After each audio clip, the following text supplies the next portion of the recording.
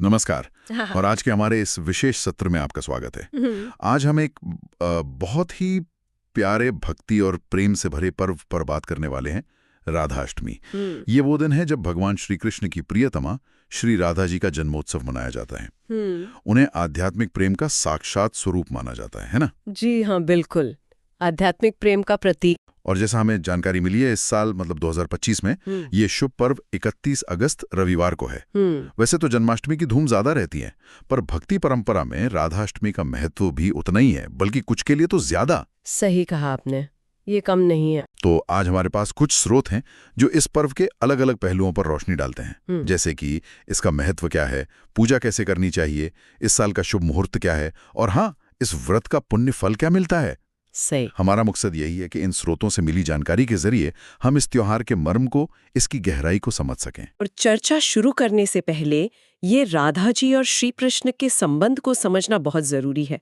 स्रोतों में भी ये बात बार बार आती है, खासकर वैष्णव भक्ति में, कि राधा जी को खुश किए बिना श्री कृष्ण को प्रसन्न करना अ, लगभग नामुमकिन सा है। अच्छा। हाँ, वो सिर्फ उनकी प्रेमिका नहीं है, वो उनकी आह्लादिनी शक्ति है।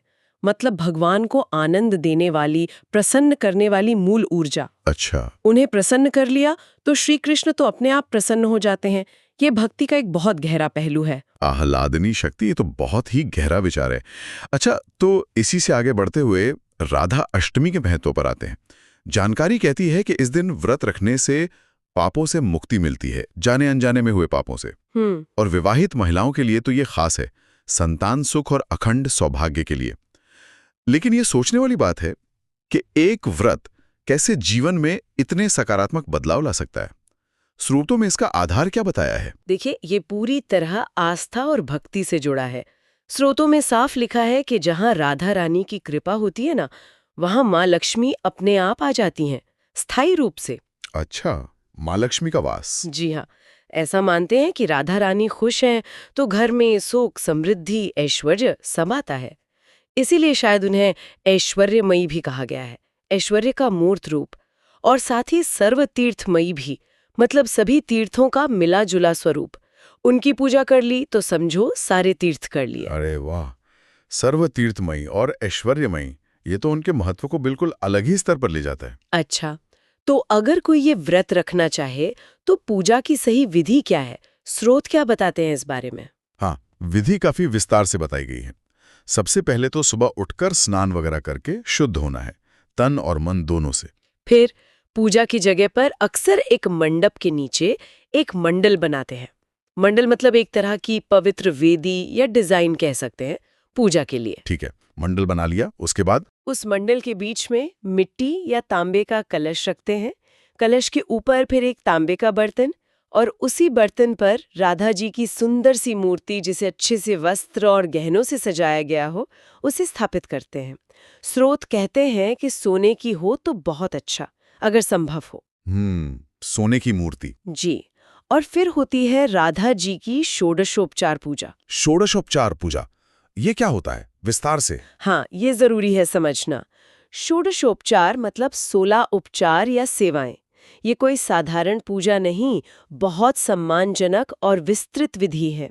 इसमें आवाहन, आसन देना, पैर धुलाना, अर्घ्य देना, आचमन, स्नान, वस्त्र पहनाना, यज्ञोपवीत, गंध, फूल, धूप, दीप, नैवेद्य, तांबूल, ऐसी 16 चीजें शामिल हैं। ये भक्त का गहरा आदर दिखाता है। समझ गए, ये तो काफी विस्तृत है। और आपने कहा था दो बातें ध्यान देने वाली हैं। हाँ, दूसरी खास बात है पूजा का समय। स्रोत साफ कहते हैं कि पूजा ठीक मध्याह्न यानी दोपहर के समय होनी चाहिए। दोपहर में? इसका कोई खास कारण? कारण ये है कि लोक मान्यता और कई ग्रंथों में ऐसा आता है कि श्री राधा जी का प्राकट्य, उनका जन्म इसी समय हुआ था। तो उनकी पूजा के लिए ये सबसे शुभ और सही समय माना जाता है। अच्छा, ये बात है। प्राकट्य काल, स्रोत में इस समय के पीछे और कोई मतलब बताया है, जैसे कोई आध्यात्मिक प्रतीक? स्रोत मुख्य रूप से प्राकट्य काल पर ही जोर देते हैं। वैसे देखा जाए तो मध्याह्न का समय सूर्य की पूरी ऊर्जा का भी प्रतीक है, तो हो सकता है ये भी एक वजह हो, पर मुख्य कारण प्राकट्य काल ही बताया गया है। और पूजा के बाद के भी कुछ नियम हैं? हाँ, व्रत रखने वाले या तो पूरे दिन उपवास रखते हैं या फिर दिन में एक बार फलाहार या सात्विक भोजन कर सकते हैं। व्रत पूरा अगले दिन होता है। तब सुहागिन स्त्रियों और ब्राह्मणों को आदर से भोजन कराने और दक्षिणा देने का भी विधान बताया गया है। ये भी एक जरूरी हिस्सा है। ये तो घर की पूजा विधि हुई। मंदिरों में तो माहौल बिल्कुल अलग होता होगा। अरे बिल्कुल, मंदिरों में तो भव्य उत्सव होते हैं। स्रोत बताते हैं कि पूरे मंदिर को झंडों से, पताकाओं से, फूलों की मालाओं से, रंगीन कपड़ों से सजाते हैं। राधा रानी को तरह तरह की मिठाइयाँ, ताजे फल चढ़ाए जाते हैं। एक खास परंपरा का भी जिक्र है। हाँ, क्या है वो? मंदिर में 5 रंगों से एक सुंदर मंडप बनाते हैं और उस मंडप के अंदर जमीन पर 16 पंखुड़ियों वाला कमल का एक यंत्र बनाते हैं, षोडश दल कमल यंत्र। 16 पंखुड़ियां वाला कमल यंत्र, इसका क्या मतलब हुआ? 16 का अंक हिंदू परंपरा में पूर्णता का प्रतीक माना जाता है, जैसे 16 कलाएं। तो ये कमल यंत्र दिव्यता और पवित्रता का प्रतीक है। इसी यंत्र के बीच में एक खास आसन पर राधा कृष्ण की युगल मूर्ति को बिठाते हैं और उनका मुंह पश्चिम दिशा की ओर रखते हैं। अच्छा। फिर भक्त लोग अपने परिवार, दोस्तों के साथ मिलकर जो भी पूजा सामग्री ला सकें, उससे बड़े भाव से मिलकर स्तुति और कीर्तन करते हैं। दिन में भगवान की चर्चा, कथा वगैरह, और रात में जागरण करके नाम संकीर्तन। मंदिरों में दीपदान का भी बहुत महत्व है। ये सब मिलकर एक अद्भुत माहौल बना देता है भक्ति और आनंद का। सुनने में ही कितना अच्छा लग रहा है। खैर, अब आते हैं प्रैक्टिकल जानकारी पर। इस साल 2025 के लिए पूजा का शुभ मुहूर्त क्या है? ये तिथियों को लेकर अक्सर कंफ्यूजन रहता है। हाँ, ये समझना जरूरी है। पंचांग के हिसाब से भाद्रपद महीने के शुक्ल पक्ष की अष्टमी तिथि इस साल 30 अगस्त 2025 यानी शनिवार की रात 10:46 पर शुरू हो रही है। शनिवार रात को? जी हाँ, और ये तिथि अगले दिन यानी 1 सितंबर 2025 सोमवार को दोपहर 12:57 तक रहेगी। तो फिर व्रत रविवार को क्यों? यहीं पर वो उदया तिथि वाली बात आती है। हिंदू पंचांग में व्रत त्योहार के लिए अक्सर वो तिथि लेते हैं जो सूर्योदय के समय हो। क्योंकि अष्टमी तिथि का सूर्योदय 31 अगस्त रविवार को होगा, इसीलिए राधा अष्टमी का पर्व इसी दिन मनाया जाएगा, भले ही तिथि पिछली रात शुरू हो गई हो। ये जानना भक्तों के लिए जरूरी है। अच्छा, ये है उदया तिथि का मतलब। तो 31 अगस्त को पूजा का सबसे अच्छा समय कौन सा है? स्रोतों के अनुसार 31 अगस्त को राधा रानी की पूजा के लिए सबसे बढ़िया मुहूर्त सुबह 11:05 से लेकर दोपहर 1:38 तक है। ये वही मध्याह्न काल हुआ जिसकी बात हम कर रहे थे। बिल्कुल। इसका मतलब हुआ कि भक्तों को राधा रानी की खास पूजा अर्चना के लिए लगभग 2.5 घंटे का बहुत ही शुभ समय मिलेगा। ये जानकारी तो बहुत काम की है उन सब के लिए जो ये व्रत विधि से करना चाहते हैं। अच्छा, अब जरा इस व्रत के पुण्य फल पर फिर से आते हैं। हमने शुरू में सुना कि पाप नष्ट होते हैं, सौभाग्य मिलता है। क्या स्रोत इसके और भी गहरे फायदे बताते हैं? हाँ, बिल्कुल। स्रोतों में इसे बहुत श्रेष्ठ व्रत कहा गया है, खासकर उनके लिए जिनके आराध्य ही श्री राधा कृष्ण हैं। ऐसा कहा जाता है कि इस व्रत के असर से भक्त की सभी मनोकामनाएं पूरी होती हैं। उसे जीवन में हर तरह के सुख मिलते हैं, भौतिक भी और आध्यात्मिक भी। सीधे शब्दों में कहें तो इस दिन सच्चे दिल से मांगी गई हर मुराद पूरी होती है। हर मुराद पूरी होती है। हाँ, और एक और रोचक बात है। स्रोत कहते हैं कि श्री राधा जी के नाम या मंत्र का जाप करने वाले को उसकी इच्छा के अनुसार फल मिलता है। मतलब अगर कोई धर्म के रास्ते पर चलना चाहता है तो उसे धर्म मिलता है, कोई सांसारिक तरक्की या धन चाहता है तो उसे धन मिलता है। अच्छा। और अगर कोई जन्म मरण के चक्कर से मुक्ति मतलब मोक्ष चाहता है तो उसे मोक्ष का रास्ता आसान हो जाता है। ये दिखाता है कि राधा जी की पूजा जीवन के चारों पुरुषार्थ धर्म, अर्थ, काम, मोक्ष सब में सहायक मानी गई है। ये तो अद्भुत है। और इसी से वो सवाल जुड़ता है जिसका जिक्र आपने पहले किया था कि राधा जी की पूजा के बिना श्री कृष्ण की पूजा अधूरी क्यों है? क्या स्रोत इसे एक शर्त की तरह बताते हैं? शर्त नहीं कहेंगे इसे, स्रोत इसे एक गहरे आध्यात्मिक सत्य की तरह बताते हैं। ये कोई लेन देन नहीं है, बल्कि ये तत्व का निरूपण है।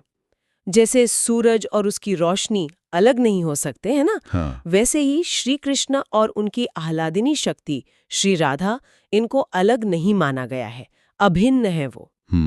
अभिन्न। तो एक की पूजा अपने आप दूसरे तक पहुंचती है, लेकिन राधा जी जो करुणा और कृपा की मूर्ति हैं, उनको माध्यम बनाने से भक्ति का रास्ता ज्यादा आसान, ज्यादा मधुर हो जाता है। इसीलिए कहते हैं कि कृष्ण की कृपा चाहिए तो पहले राधा जी की कृपा पानी होगी। ये उनके अटूट अभिन्न प्रेम को दिखाता है। ये समझ तो भक्ति के नजरिए को और गहरा करती है। अच्छा, अब आखिर में उन खास मंत्रों की बात कर लेते हैं जिनका जिक्र स्तोत्रों में है, जिनके जाप से राधा रानी की विशेष कृपा मिल सकती है। हाँ, मंत्र साधना का भी अपना महत्व है। एक प्रमुख मंत्र जो अक्सर सुनने में आता है वो है तप्त कांचन गौरांगी श्री राधे वृंदावनेश्वरी वृषभानुसूते देवी प्रणमामि हरिप्रिय।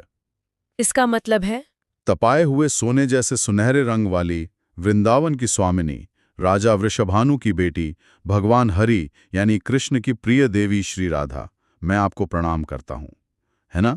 इसमें उनके रूप, स्थान और संबंध सबका वर्णन है। बहुत सुंदर मंत्र है ये। इसके अलावा कुछ बीज मंत्र और राधा गायत्री मंत्र भी बताए गए हैं। ओम ह्रीम श्री राधिकाय नमः। ये बीज मंत्र है। इसमें ह्रीम शक्ति का प्रतीक है शायद। जी हाँ, ह्रीम शक्ति बीज है। ओम ह्रीम श्री राधिकाय विद्महे गांधर्विकाय विधीमहे तन्नो राधा प्रचोदयात्। ये राधा गायत्री मंत्र है, बुद्धि को प्रेरणा देने की प्रार्थना। बिल्कुल, बुद्धि को सन्मार्ग पर प्रेरित करने के लिए। और कुछ सरल पर बहुत असरदार नाम मंत्र भी हैं। श्री राधा विजयते नमः, श्री राधा कृष्णाय नमः, ये युगल मंत्र है। हाँ, ये नाम मंत्र बहुत शक्तिशाली माने जाते हैं और इन मंत्रों का उद्देश्य सिर्फ शब्दों को दोहराना नहीं है। ये दिव्य ध्वनियां हैं। ये मन को दुनिया की बातों से हटाकर राधा रानी के स्वरूप पर फोकस करने में मदद करती हैं।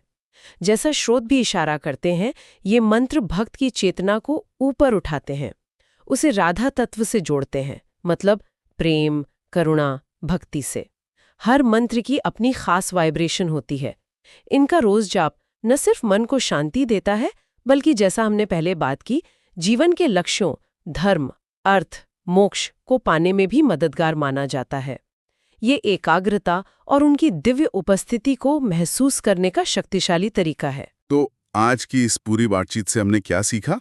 हमने राधा अष्टमी के गहरे आध्यात्मिक महत्व को समझा, है ना? इसकी विस्तृत और भक्ति भरी पूजा विधि जानी, 2025 के लिए खास समय और मुहूर्त भी नोट किए, और इस व्रत और राधा नाम मंत्र के जाप से मिलने वाले अद्भुत फायदों पर भी बात की। तो जाहिर है, ये पर्व सिर्फ एक जन्मदिन का उत्सव नहीं, ये भक्ति, समर्पण और उस दिव्य प्रेम का उत्सव है जो राधा कृष्ण के रूप में हमें दिखता है। और एक बात जो साफ उभर कर आई, वो ये कि राधा जी की कृपा कृष्ण कृपा पाने का एक तरह से हाईवे है। बिल्कुल सही कहा आपने। इन सभी स्रोतों का निचोड़ यही है कि श्री राधा जी सिर्फ श्री कृष्ण की प्रेयसी नहीं, बल्कि वो आध्यात्मिक प्रेम, सर्वोच्च भक्ति और करुणा के साक्षात मूर्ति हैं। उनकी पूजा करना, भगवान श्री कृष्ण से जुड़ने और जीवन में हर तरह का कल्याण, सुख, शांति और समृद्धि पाने का एक जरूरी हिस्सा माना गया है।